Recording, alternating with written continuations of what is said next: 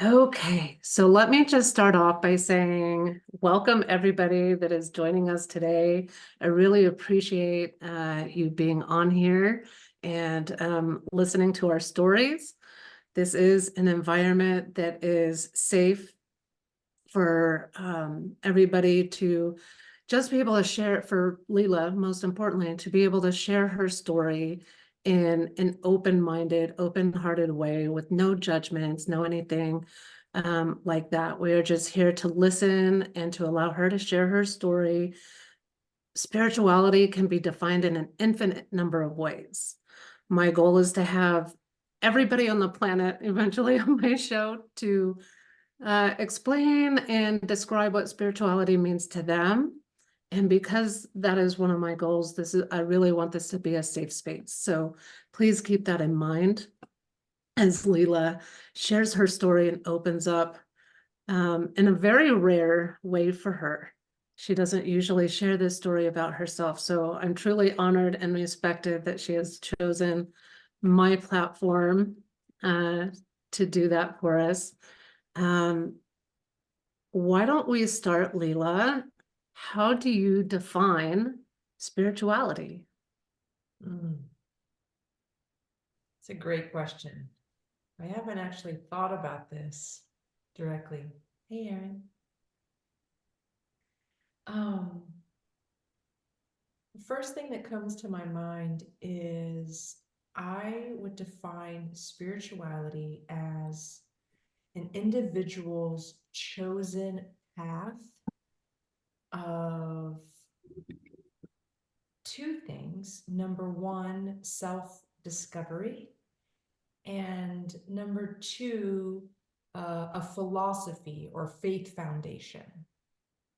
And so I think spirituality, um, as I'm sure your audience is aware from what you're bringing forward with To Be Revealed, is it's different for us all. And it seems to be an inner journey and somewhat of an outer journey as well. And so I really see it as, a self-discovery and kind of philosophy or faith foundation, both combined. Okay, I love that. And so tell us a little bit about your upbringing, how you started early in life on this journey. Yeah. Well, first, I will tell you, I never would have thought years ago that I would be talking about spirituality. And I'll share the story in a minute how I got here, but I tend to attract a lot of people who are on a really wide range of spiritual paths. I often say, I've worked with people who are, super staunch Catholics to people who like talk to dead people, and everything in between. And I would have never years ago thought that I would be in this space. I could never have predicted it. But I'm really grateful, I'm really grateful to be connected to you, and for you hosting this show, and for everybody who's part of your community and listening now and later, that, you're willing to play in the world of your own spiritual unfolding. I really find there to be a lot of value there. So I grew up in a home with a single mother until I was 10, and she got married, and then my stepdad adopted me. And she was what we would define nowadays, um, most likely bipolar, and would have some like raging periods of time, some ups periods of time, some downs periods of time, and the periods of time were long, so it was pretty intense. I've had I'm into all sorts of stuff, but astrology is one thing I love, and my astrologer said, based upon my placement, that I was born, or I grew up, excuse me, I grew up hell for my soul's path, hell on earth. And so it was quite, I won't go into details, but it was quite dynamic. And I I remember as a kid thinking to myself often, I don't belong here. Like I would look around and see the people that my mom would be around, for example, and I would think to myself, these aren't my people. I don't belong here. And I I would look, looking back, I feel like I chose that path so that I could become the woman that I am now. Mhm. But it wasn't the path that I was going to take growing up, getting Sure. older. And um I was also a pretty happy-go-lucky, smiley kid and pretty high level of intellect. And so my mom was the opposite. She was unhappy and a lower intellect. And so there was a lot of challenges there. Right. I challenged her a lot, and she challenged me a lot. And so I ended up really seeking love, seeking affirmation, validation, being witnessed in a loving way through my academic pursuits, through my athletic pursuits. So I was in a gifted program growing up. I got really good grades. I was like teacher's pet, always doing extra, getting homework done fast, doing extra stuff, cleaning the teacher's shelves, getting into as many school activities, yearbook staff. I started a student senate in my elementary school.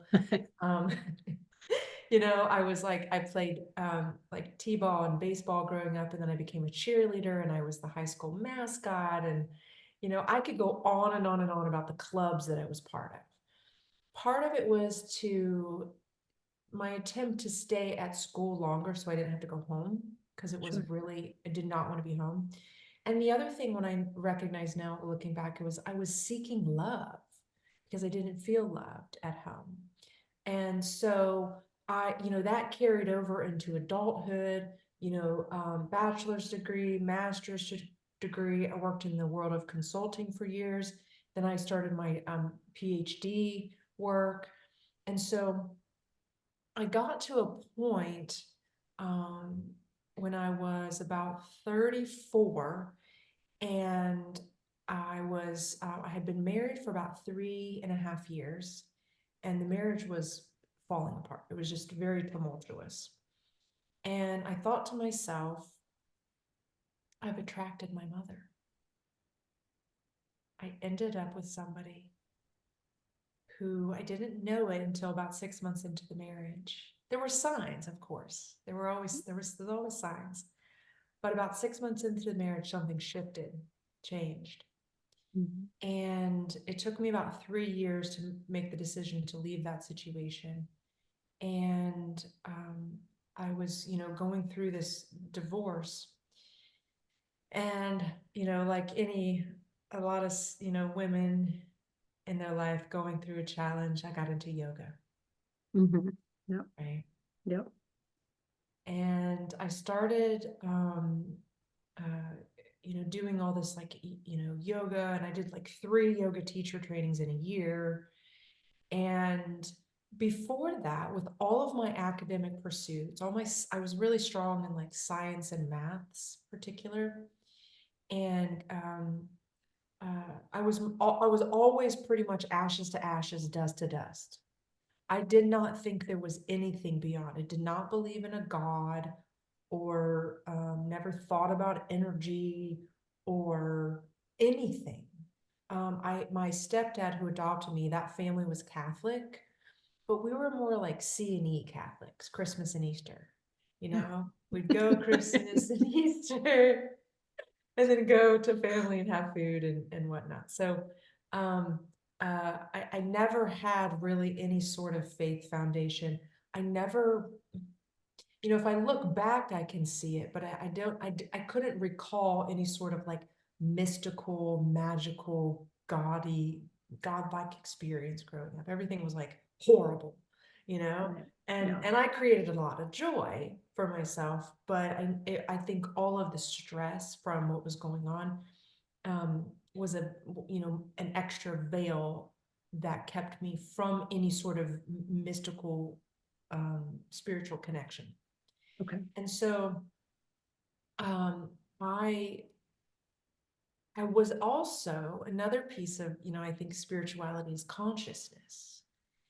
And I was, not self-aware until I remember the moment, and I'll share that with you, um, in a second. So I'm doing all this yoga, I'm going through these challenges. I'm, I'm learning about, body awareness, and I'm doing just a lot of body movement, a lot of mindful movement. Yeah. And, they're talking about your mind and your body being together and all this stuff. And I'm in my apartment one day, and I used to have a Doberman, and I'm looking for her ball so that I can take her outside and throw the ball with her. And I'm looking for the ball, and I can't find the ball. And I hear a thought, and it says, "You're so effing stupid." And I stopped, and I thought, that's not my voice. That was my mother's voice to herself. She called herself stupid my Mm. whole childhood. I heard her. She always called herself stupid. She called me stupid because I was definitely not stupid. Right. She called herself stupid. So I heard my first conscious thought, I remember like it was yesterday, was, "You're so effing stupid." It was the first thought that I actually heard consciously. Mm-hmm. And everything since then, I've been conscious. I hear everything that goes on. There's no single thought that goes through my mind that I'm not aware of. It was like lights were off, lights were on. So I know some people are like spiritual growing up, or they have some sort of faith foundation, or they like gradually, but no, for me, it was like ashes to ashes, dust to dust, there's nothing. Lights are off. I was high achiever, going through like go, go, go, do, do, do. Adrenals were shot, stressed, just Mach 20. Yeah. And then I had this moment of hearing, almost like from a third person standpoint. Yeah. And that was about 10 and a half. That moment was probably about 10 and a half years ago now. And what was your response? What was your reaction? Was there like a visceral reaction to that? Or was it like, oh my God, what's going on? Or Yeah, it gives me chills, like just thinking about it. Mhm. I paused, and I thought to myself, if there's one thing that I'm not, it's stupid. It's good for you.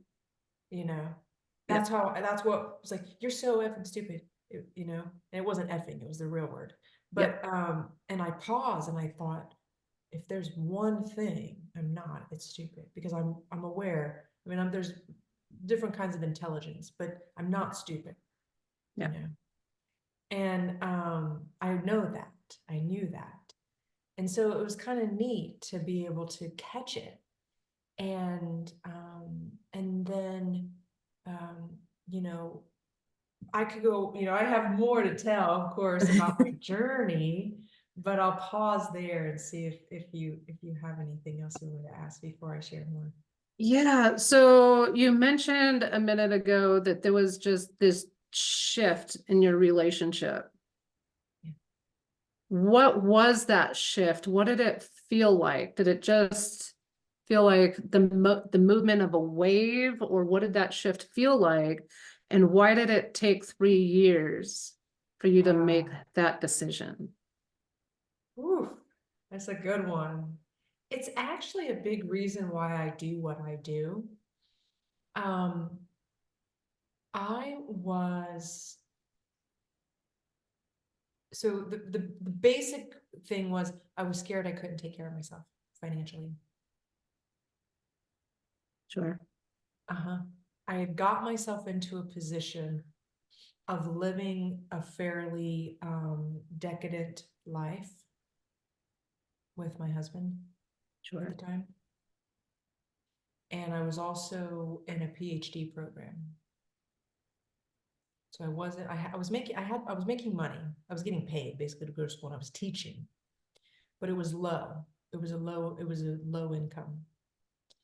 And so, it's funny looking back because I'm like, a woman with as much expertise and skills and talent and grit and hard work as I am, I was scared that I couldn't leave because I couldn't afford to take care of myself.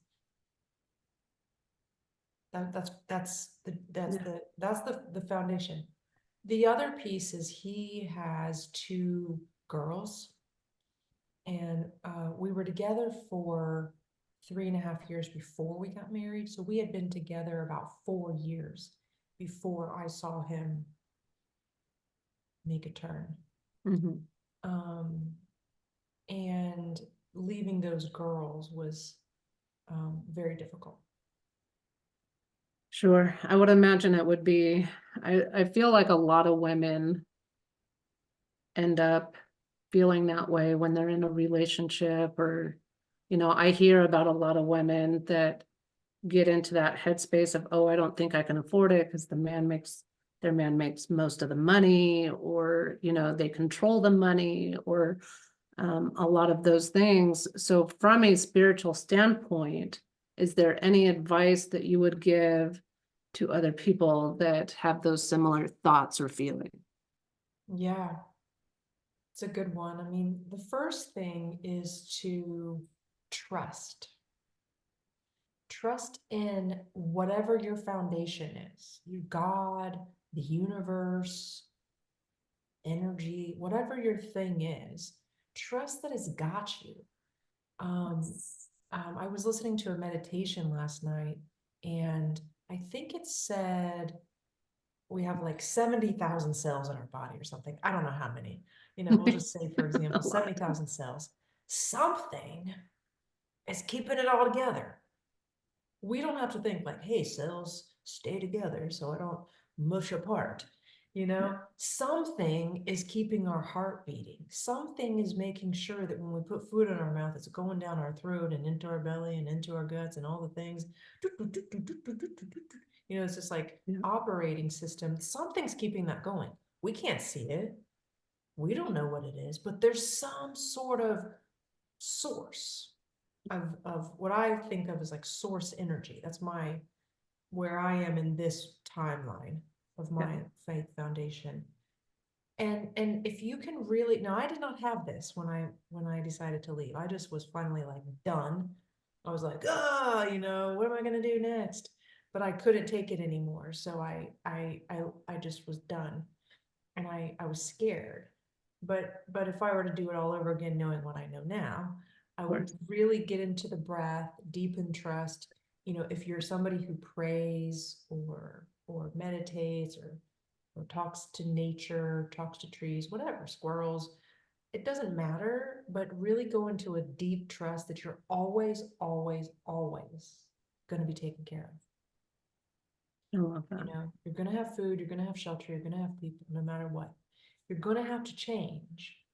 You're going to have to maybe do some sort of work that you don't, that doesn't fully light you up for a while. I mean, I spent the next 3 years after that, um, pulling together like part-time side gig type situations. I still went after my dreams. I actually left academia. I left my husband. I sold almost all my stuff. I left my career.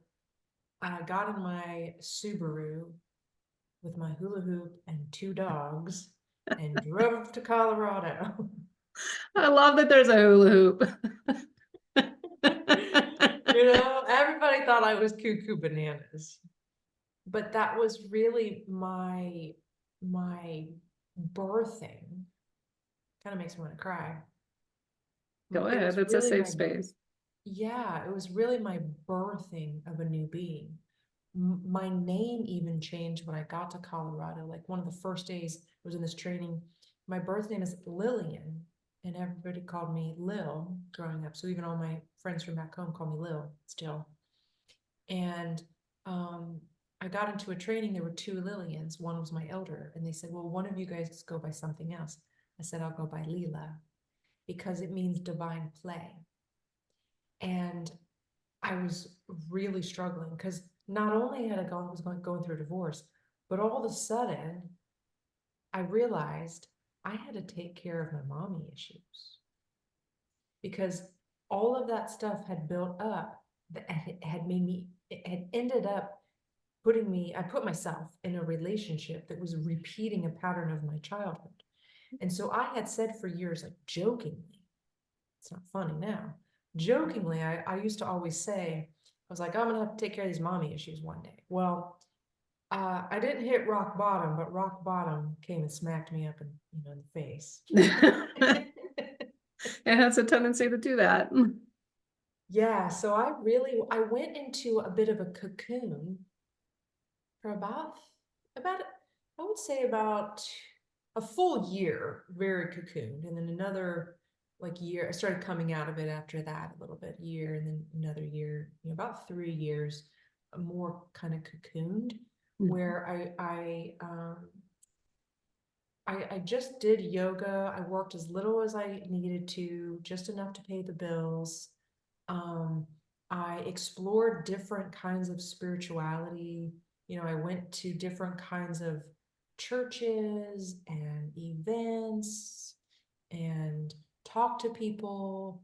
I'd go to bookstores and like meet some magical human. I've had these extremely mystical experiences over the years by just letting myself explore, because I came from science, believe in nothing, had basically a boom opening, and then I didn't know what I believe. I remember even asking somebody once, how do you pray? And they were like, what? I was like, yeah, how do you even, like, how do you do that? And they thought that was kind of a crazy question. Like, really? You don't know how to pray? I was like, no, I never prayed, you know? Mhm. And so I just went through this journey, and I'll be honest with you, 10 plus years later, I'm still on the journey. I'm constantly exploring new ideas and my belief system, and I don't have like one way that I think it all is. I don't have it all figured out. I'm on a journey of I really love learning from people who have different faith foundations. Like if you were to see my bookshelf, it's full of books from all sorts of different spiritual paths. And my intention is really to see like, what are the common teachings?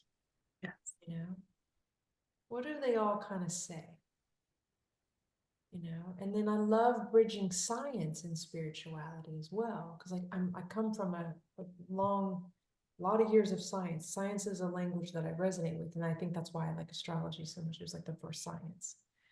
And so I'm still on a path of exploration, and I have some openings over time, that some new information will come to me. I'll start going down that path of learning about it, and I'll spend maybe a year, maybe more, just really diving into one area. Mhm. And so, yeah, that's where I am on my spiritual path. I feel like such a baby still. And yet the contrast between not having any spirituality and then now having spirituality and being able to play with energy and elevate my consciousness and work with people on different paths. There's this deep wisdom I also have at the same time of kind of being a baby. And Yeah. yeah. So with all of the studies, all the books that you've read, Mm, and your focus being on what are some of the commonalities, yeah. what are the common denominators? What have Yeah. you found are some of the most common denominators between everything that you've studied? It's so good. It's actually kind of difficult because there's so many. So I will Yeah. say, okay, so first of all, most of them speak to the essence of love. Mhm. living in love, being loving, being, service to others, being the kind of, living the kind of life where you're like, I loved how you opened today about being in, non-judgmental space. Growing up with some Catholics, and watching my stepdad die, he was so scared because he was like Sure. scared of judgment, you know? And so I realized it was like the judgment piece, in my perspective at least, is not really, God or it's this being judging us. It's our own judgment ourselves. I think, that's the space between the ears. So, there's a lot of commonalities about living in love, being love, sharing love, all of that. And then if you look at some of the more like esoteric teachings, um, there's and I'm really I love listening to people who have had near-death experiences as well. Fascinating to me.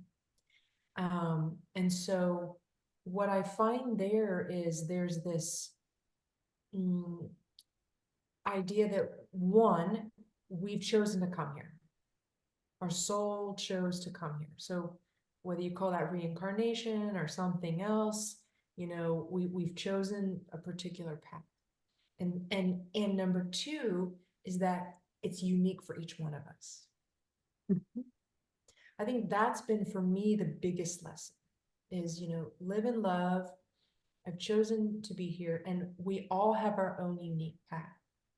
So that has actually helped me not be in judgment, because maybe you're supposed to be a certain level of loving to cats, and maybe I'm supposed to be a certain level of loving to squirrels, or whatever. But we have these paths that we choose, and two paths are not the same. And so if we think we're supposed to be the same, then that's where the judgment comes in, and if we honor each person's path and really see that person, their struggles, their wins, their ways of being, as weird as they might be to us, Mhm. that's what they're supposed to do because they're doing it. Yeah. So I would say those are, depending on what you look at, live in love. My particular belief, in this moment is that I've chosen to come here. I've chosen it all. I have choice when I'm here, um, but I've chosen to learn particular lessons. I chose my mother. I chose a difficult childhood. I've chosen to do, a particular kind of work in the world, right?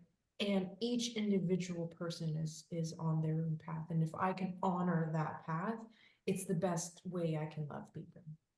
Sure. So now I want to take you back a little bit into your story from when you were in the living room looking for your dog's ball and you had your first conscious thought. Um, did you know that that was just your sound of wisdom, that voice of wisdom in your head, or did you believe it was above and beyond that? And Mm. how are you able to cultivate the different conscious thoughts or otherworldly thoughts that come through? That's good. So the way that I see it, or saw it, was more like neuro programming. Okay. Like I heard my mother say over and over and over and over and over again, "I'm so fucking stupid. I'm so fucking stupid. I'm so stupid."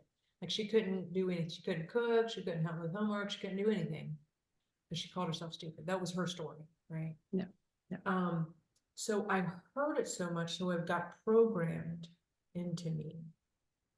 So that's the way that I saw it. I thought, oh, that's like a programming inside of me. So I'm going to have to reprogram my system. Okay. And so one of the first things I did, and I learned this through the yoga stuff I was into. There's all sorts of, love yourself kind of stuff. Actually, I'll tell you a story about that in a second. Um, the first thing I did, and I've had many clients do this over the years, and it's pretty profound, is I looked at myself in the mirror and I said, I love you. Well, at the time, my name wasn't Lila, it was Lillian. I love you, Lillian. I love you, Lillian. I love you, Lillian. And I said it 5 times. And I practiced it until I could say it 5 times without crying. Because what that voice was in my head, it's still part of me, because I was, still part of me, I'm speaking.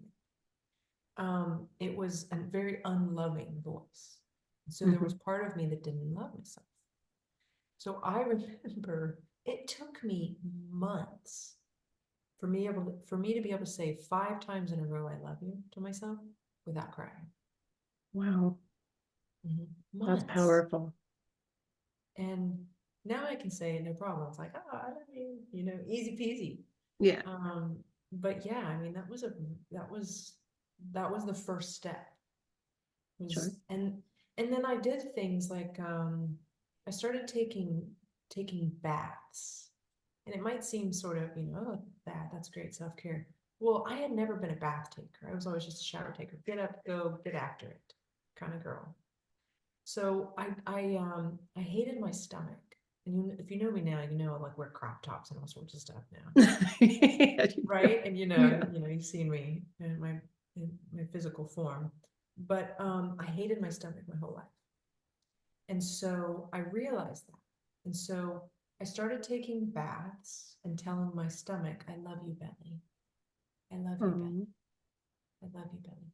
And I thought, I'm going to take a bath every single day for 6 months just to get to know myself, to see my body. Because I didn't really know myself. I wasn't self-aware. I was just a worker bee, really.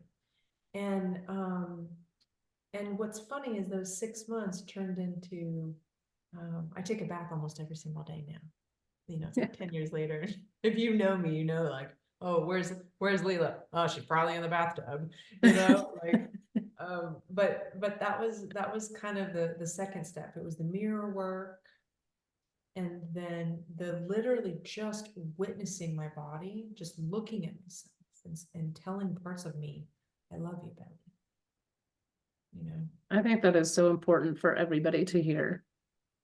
Yeah. To find that one spot, we all have that one spot that we don't like about our bodies, right? And to just go back and be like, you know what? I love you. I love you the way you are.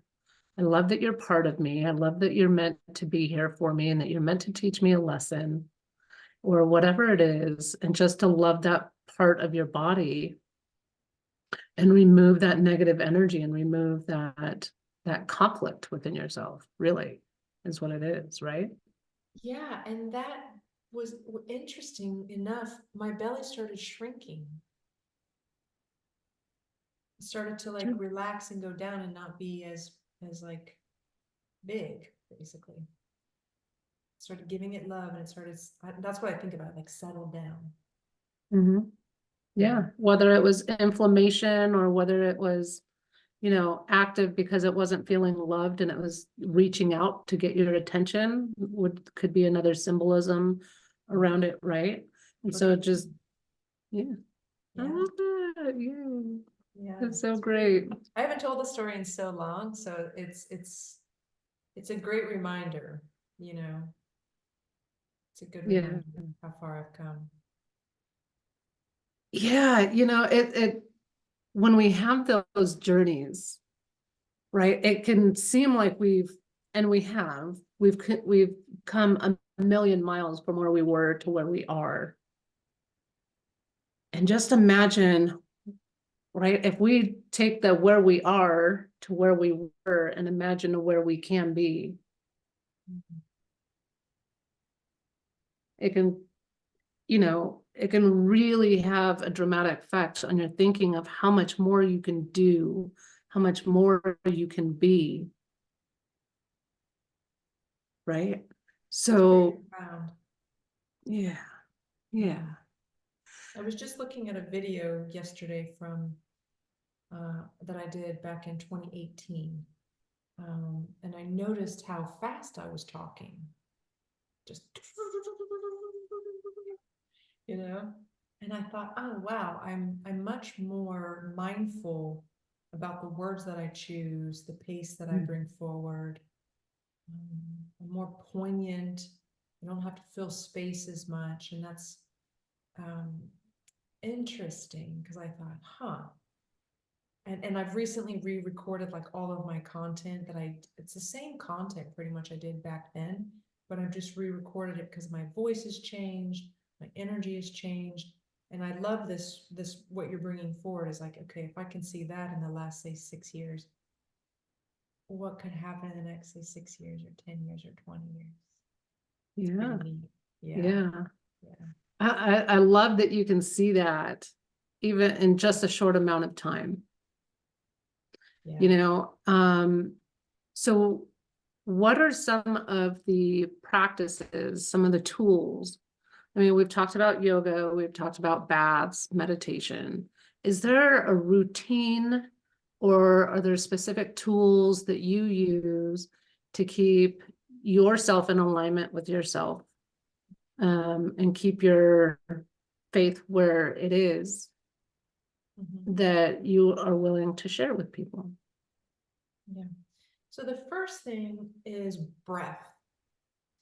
Really coming back to my breath over and over and over. Um, uh, in the world of like yogic practices and all that, breath work, I've taken workshops and all these things. I love the sound medicine. You just like lay there and you're like, wow, they vibrate you. But breath work workshops have been by far the hardest for me to do. Just to stay in it, Mhm. just to stay with it. I just like want to quit. I'm like, I try to like fall asleep. I'm like, whoa, my ego is like, no, don't do it. Right. So I know there's opportunity there, right? Yeah. So coming back to my breath over and over and over is really, breath is the first thing we do when we get here. It's the last thing we do before we leave. And it's the inspiration. We're breathing in spirit. And so when I connect to my breath, I feel so much more connected to the divine. I can hear things, I can feel things, I have like a clear cognizance. I just know things. Yeah. And it's through breath, just breathing, conscious breathing. So that would be by far the first thing. The second thing is definitely, the body, the mindful body work. And if you're not into like yoga and all that kind of stuff, just, exercise and stuff is good. But really, it's more about full body awareness. One thing I like to do is feel my heartbeat.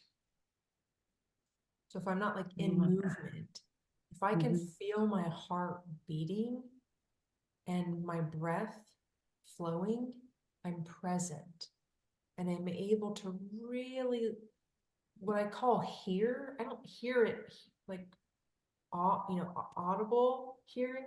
It's more what I always feels like it's like this thing back here, and in the back part of my space, kind of behind my head. There's like information. That's the way it comes through to me. There's like information behind my head and it's like coming through.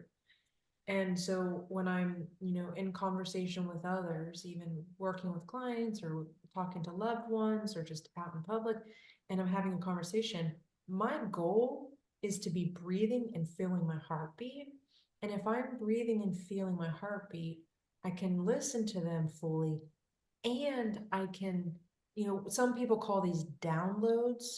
I don't Mhm. see it as a download because I think it's more of anything like an upload. But Okay. because it's like I'm part of it, you know. Yeah. So it's like coming forward. That's how I would probably classify it in my experience. But Mhm. there's something I can like pick up on information. And and so the full body presence is by far like the second practice that I would say is most valuable to me. And then the third is communing with nature. So The trees, I can actually have, I would say talk to trees. It's more like listen to trees. If I share love with trees, they'll tell me things.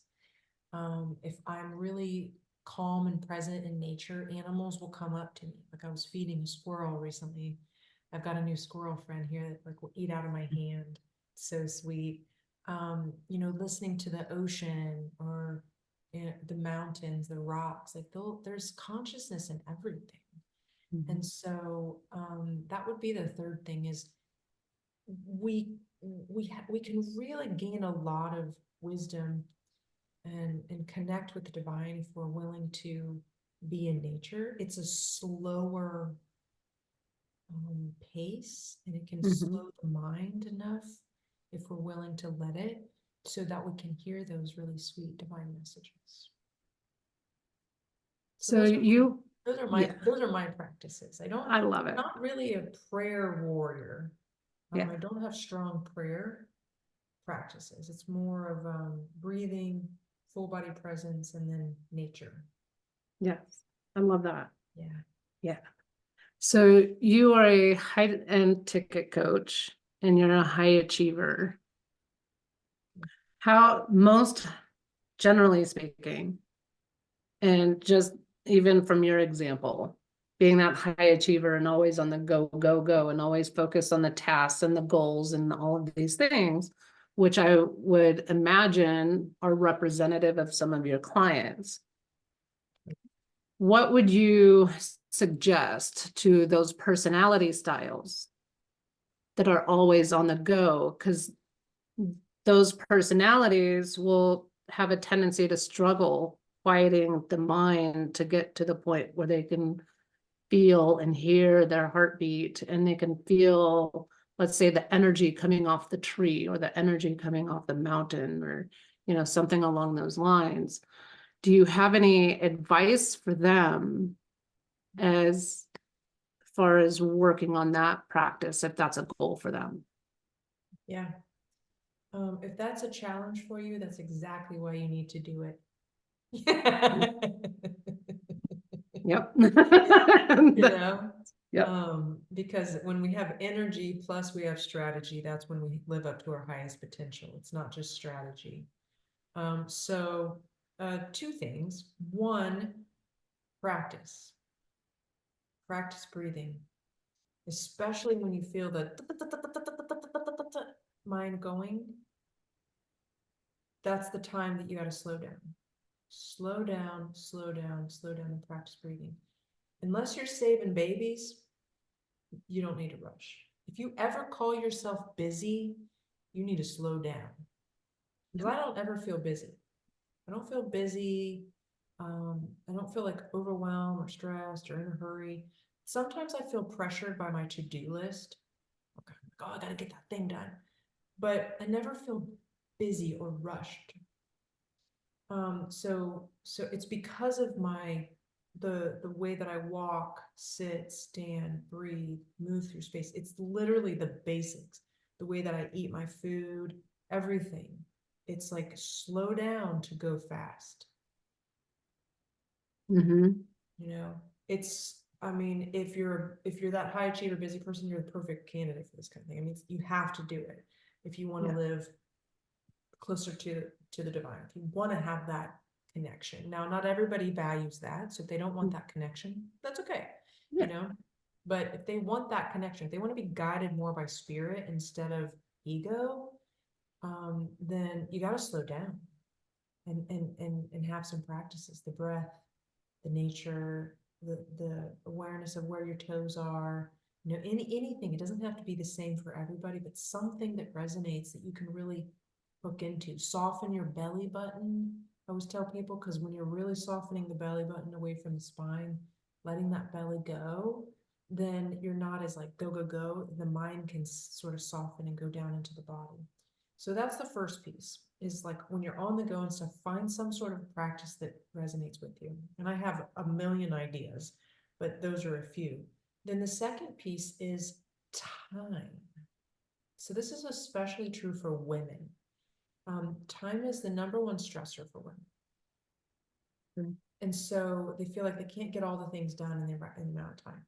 I just actually said to my sweetheart yesterday, I said, I have so much energy today. And it was like 6 p.m. I go, I just want it to be like 11 a.m. because there's like 12 more things I want to do. Not because I feel like busy. I just have energy and I want to do more things. I'm excited about life. I'm like, I want to Yeah. do this, I want to do this. And I'm like, okay, I want to do 12 things, but I only have time for like 3 before I need to go to bed, you know? And so I got to pick, what am I going to do? Um, uh, so time is really important. So if you want to be in tune with spirit, if you want to even practice, like learn some of these practices and start to, if they're kind of hard to do when you're on the go, they'll get easier to do when you're on the go if you spend some time doing them when you're not. You can start to integrate it over time.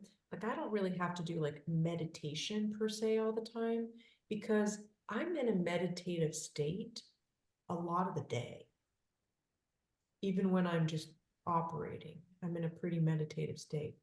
So we have to schedule, whether it's the meditation, the nature, the baths, the exercise, mindfulness, anything like that. And you have to honor that time in a really special way. So I don't take calls early in the morning anymore because my mornings are sacred. I have particular things that I do for myself that are important for my soul.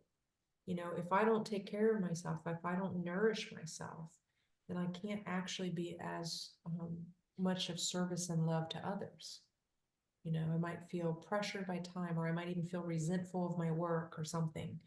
And so I would say, see if you can practice some on the go things, but then also carve out time for yourself. Maybe it's even like, Sundays, you go to church and don't do anything else, don't do work or something. Like everybody's different what that time looks like, Mhm. but our time is really everything. It's the one thing that we have when we're here that goes away.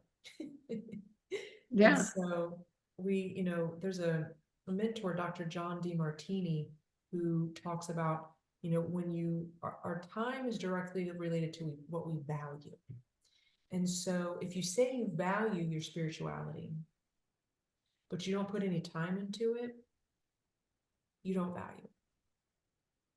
You have to put time into it to really have it to be a value.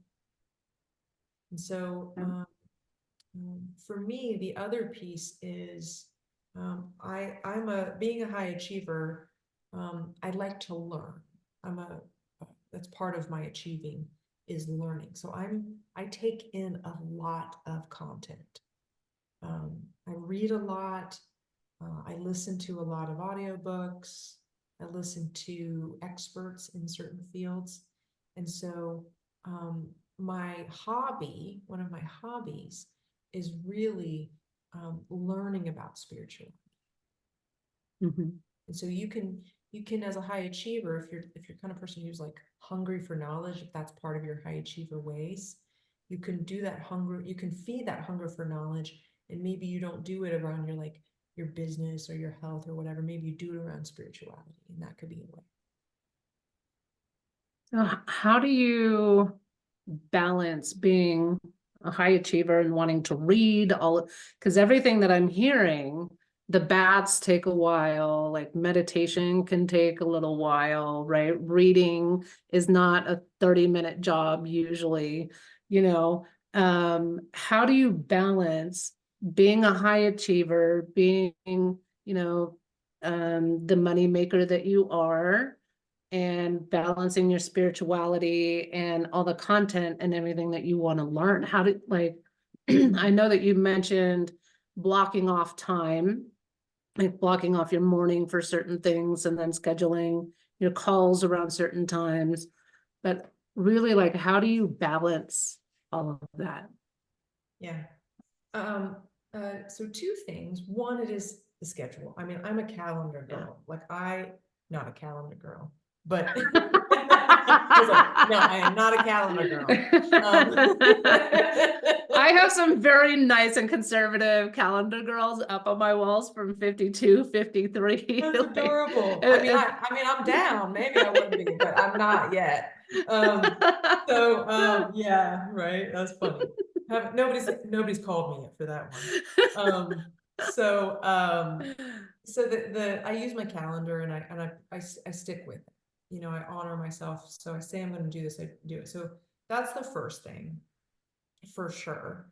And then the second thing is, and this is probably one of the hardest things for high achievers, including myself, has been to add in just like one thing at a time. You know, so if you want to start taking baths to honor your body or see yourself or take, you know, just start with a bath every day. And just maybe if it's like 10 minutes even, you know, and then if you want to start, you know, reading more about your, you know, your spirituality or your spiritual path or something, learning some, just spend some time doing that. And so don't try to do all the things you know, at they might. once because you'll fail. I'm reading this book actually right now called The Slight Edge. And it just talks about, you know, even like if you were just to read like 10 minutes a day, I think you would have read by the end of the year like thousands of pages in a book. Nice. And if it's, you know, if you just exercise 15 minutes a day, if you just say one thing that you're grateful for a day, you know, or just you would have said 365 things a day you're grateful for, you know, it's not about doing all the things. It's about doing one thing at a time until you master integrating that into your lifestyle and then adding another and then adding another. So that's what I've done. I have been the kind of person who's trying to do all the things at once. It's way too overwhelming. Yes. And so even, you know, it's the same thing in my business. Like I've been really stepping into doing more like technology, automation, bringing in AI recently. And I never thought I would get into it because I'm like, oh, I can't do that. But now all of a sudden I'm like, whoa, I'm having so much fun with it. And I see these people doing all these different things and I'm like, no, I'm going to master this particular strategy, get good at it, you know, and then add on another. Get good, get it going, get good at it, and then add on another. And so that's how I'm able to handle it all. It's because it becomes a lifestyle once I've done it for a period of time. I have a lot of discipline. Mhm. That is another thing. When I say I'm going to do something, I do it and I do it for a long period of time. So I'm not the kind of person who says I'm going to do something and then I quit after 3 days. I'm pretty much, if I say I'm going to eat an apple every day for the rest of my life, you're damn sure I'm going to eat an apple for every day for the rest of my life. Like I'm that committed to my own journey. Yep. And then the other thing, and I'll bring this forward because this is what I do for work, is this is why I preach it so much, is I charge what I'm worth. Yes. So I don't have to overwork Right. like I used to because I make enough money because I charge what I'm worth. And so charging a higher level than I used to has afforded me time to take baths, do nourishment, go to the beach, all the things. It's actually, I mean, it's a big reason why I do what I do. I do believe that we could live actually more spiritual lifestyles when we have more money, Right. you know? Yeah. I've been able to, and I've helped a lot of people do it. So it's, you know, money's a little bit faux pas in some spiritual paths, but I really believe that it's a core essence of a spiritual path is owning your worth and charging what you're worth and owning your value and your time. Mm-hmm. Yeah. Yeah, and then you can be more generous in return when Oh you yeah. have more money, Yeah. right? So when you value yourself and you make the money that you know that you're worth, you can then reciprocate by being generous to whatever causes are the most important to you. Yeah. When I was living in Denver, I went to Mile High Church quite a bit. Really enjoyed it. Never thought I'd be a church goer. And I went there, I was Yes. like, man, this feels good. This is a nice feeling. I'm like, oh, I'm all sparkly inside. You know, I'm like, this is cool. All that good juju or energy in the room, like, wow. Uh-huh. And uh I remember when I first started going, this was before I had my, six-figure, income going and all that kind of stuff. And I was really just piecemealing all my monies together. And I remember the money basket being passed around and putting money in there and feeling so like, oh, like it was hard. Like I was going to Yeah. do it because it's the right thing to do, but Hmm. it was hard, Yeah. right? Yeah. And I know, and I think about it sometimes, like there's that basket gets passed around, and I know there's people in that room that are giving that have that exact same feeling. Like, oh, I'm doing this because I'm gonna do this, but it's hard because that's money that they need for groceries or whatever, right? Yeah. And Hmm. so I want people to feel more easeful around that giving. Now if I were to go to church, I'd be like, wow, here you go, Yeah. take it. Yeah. Send some kids on some special trip or whatever, like Yeah. it wouldn't feel like that now. Yeah. And so, you know, the spirituality is so complex, and we could probably talk for like the next 12 hours about it. Yeah. But yeah, that's been part of my journey, that money I piece love and that. spirituality. Yeah. Yes. All right. We have 3 minutes left. Is there any last words of wisdom, whether it's about generosity or wealth or spirituality or anything, any last thoughts that you want to share with our audience today? Yeah, I would say the biggest thing is whatever path that you've chosen for yourself is fine. Allow yourself to believe in what you believe in.